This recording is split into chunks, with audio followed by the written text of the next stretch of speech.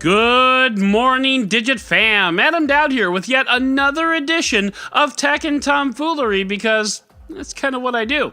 And today's episode is going to be shocking. We have never had such an electrifying topic as the one I'm bringing you today. I'm really charged up about it. You see where I'm going here? Yeah, you see where I'm going here. So let's plug it in. It is January 7th, 2020, and this is your Digit Daily. Okay, so I'll be the first to admit that charging technology is not the sexiest topic we have ever talked about. I mean, come on, this is CES. We've got folding screen laptops, 5G phones under $500, and you want to talk about charging? Well, sure, because that's where the power is. Sorry. But in all seriousness, folding screens and 5G are nice buzzwords, but we could be looking at a whole new era of charging technology, and it's powered by Gallium Nitride, or GaN with a small a for short. Gallium nitride is an exotic material that has been studied since the 90s. Only recently has it been used for semiconductors, and since the early 2010s we've seen a lot of money poured into research into GaN, including Google Ventures and the Department of Energy.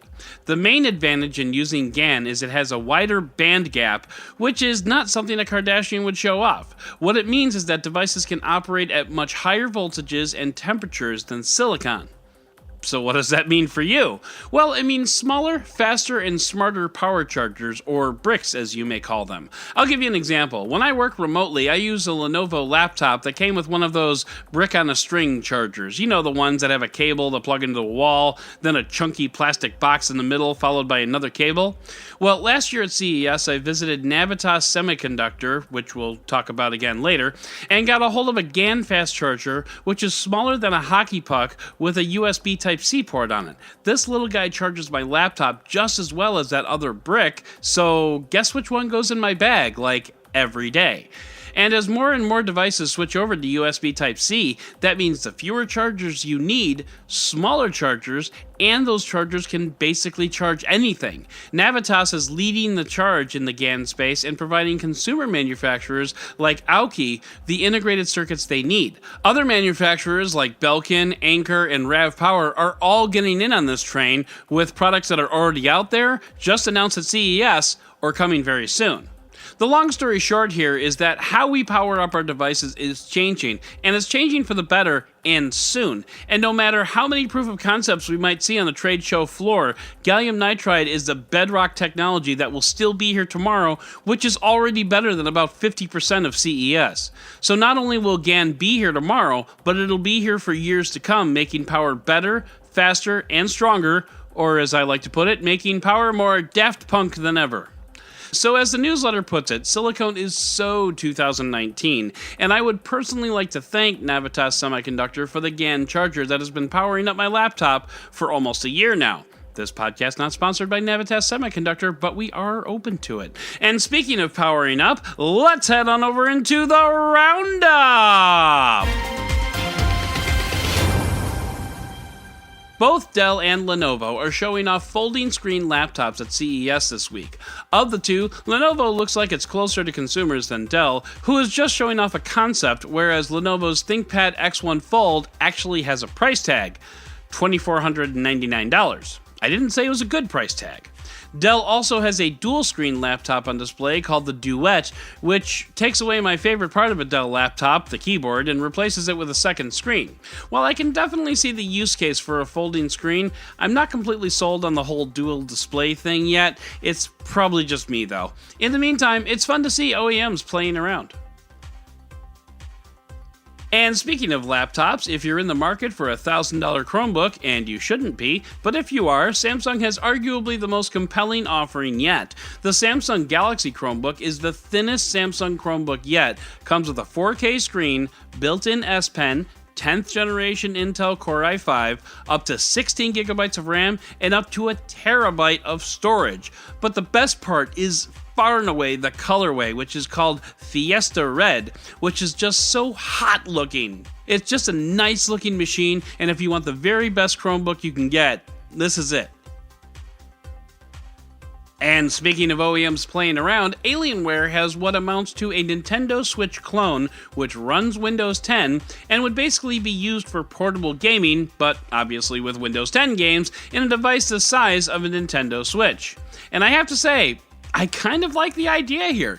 Unfortunately, Alienware doesn't like the idea enough to bring it to market as just a concept device, but with the center screen and detachable side controllers, this really could have been something. Something really expensive, but still something.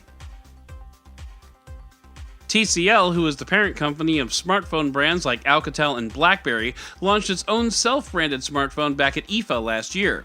Now at CES, it's unveiled 3 new smartphones, one of which supports 5G, and all of which come in at under $500. The TCL 10 5G, the TCL 10 Pro, and the TCL 10L all have quad camera setups on the back, which, if history is any indicator, will be good but not great. It should be mentioned that these phones won't actually launch until MWC in a couple of months, so details at this point are a little sketchy. But if you were wondering when the 5G phones from Qualcomm's latest processors would start to roll out, the answer would be right about now. As much as I love my Oculus Quest, I really dig all the ideas of AR, VR, and MR, or mixed reality. The last one is what a company called Nreal is offering with a new pair of glasses that connects to your smartphone. The glasses are a little goofy looking if I'm totally honest, but let's face it, so is having an Oculus Quest strapped to your face. The Nreal glasses look to retail sometime in 2020 with a price tag of around $500, and the one big advantage that MR has over VR is consciousness of environment. You can basically see what's going on around you, so you don't have to worry about obstacle avoidance, things like that. In all honesty, I think MR is a better way to go beyond VR for that very reason. VR detachment has its advantages, but I would rather play Beat Saber in an MR environment and be able to see the obstacles around me rather than rely on a grid. But anyway, I'll be looking to check out Nreal at some point, so definitely stay tuned. And finally, it can't be all CES, but real talk, check out the newsletter today because there's a lot more going on at CES than usual, and I can't possibly cover all of it. But outside the show floor, SpaceX made a fairly significant launch last night, putting another 60 Starlink satellites into orbit. This is the first launch under the watchful eye of the U.S. Space Force. I'm sorry. I can't just... Space Force? As my cousin Vinny once said... You were serious about that? Anyway, so yeah, we have a Space Force now. But turning to things that actually matter, the launch also made Starlink the largest satellite operator in the world with 180 floating boxes up there. Starlink hopes to bring its internet service online this year, covering parts of the US and Canada initially. This stuff might actually be happening, folks. Did you dress for the occasion? I wore this ridiculous thing for you. Well, okay then. So that's going to do it for today's Digit Daily. If you'd like to learn more about any of these stories, check out the links in the show notes and subscribe to our daily newsletter on Digit.com. And if you like what you heard, subscribe, leave a review, and tell your friends about DigitDailyPod.com. Once again, I'm Adam Doud, Dead Technology on Twitter, and we'll talk again tomorrow.